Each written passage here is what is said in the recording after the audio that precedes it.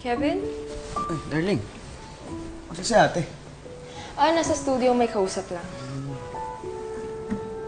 Gusto mo, tulungan na lang kita sa composition mo.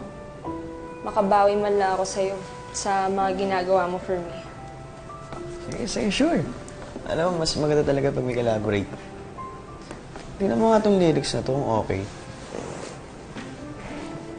Lahat ng kasalanan mo sa akin, pinili kong limutin dahil habang buhay ang pagmamahalan natin. Wow. Ganyan ba talaga yan? Hindi ba romantic? No offense Pero, I don't know, sa tingin ko ang tanga lang nung guy. Kasi, nagkasala na nga sa kanya, tapos lilimutin na lang yan ng ganun lang. Eh, mahal na nga eh.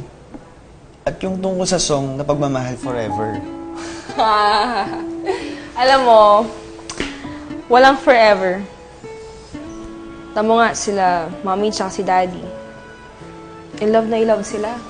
Tapos ang sweet-sweet nila. They're married for like more than 20 years. Alam mo, parang wala nang mali. Perfect couple, ganun. Pero anong nangyari? Naghiwalay din. Hindi lahat ng love ganun. Meron nagtatagal, naghihiwalay, o nagkakabalikan pa rin. At yun yung love. Totoo. Forever yun. Mukhang okay yun Try natin yun. Sige nga. Wait, sulat natin. Sige nga. Oh, walang forever. Ay, meron Hindi pala. lahat ng love ganun.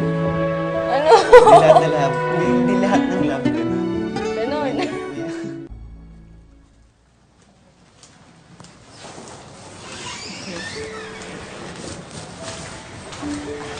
Hi, Kevin. Hello po, Ma'am Tutsi. Si Darling po pala. Hi, darling po. Hello. Alam niyo, matagal ko na po kayong gusto ma-meet eh. Nakita na kita eh. Di ba ikaw yung backup vocals kay Olga? Tsaka narinig na rin kitang kumanta doon. And you're pretty good. Thank you po. Ay, wait ha. Here's my calling card. Just send me a message kapag hindi ka masyadong busy kay Olga. And pwede kitang i-recommend sa mga small singing gigs. Thank you po. Okay, no problem. So, paano? Una na ako, ha? Ingat po. May meeting siya. Po, Ma'am.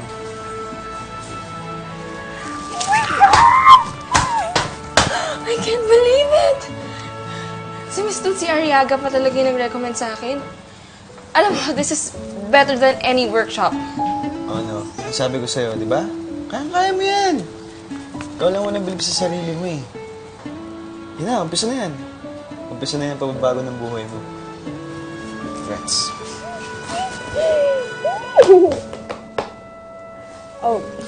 Sorry. Sige, alis na ako.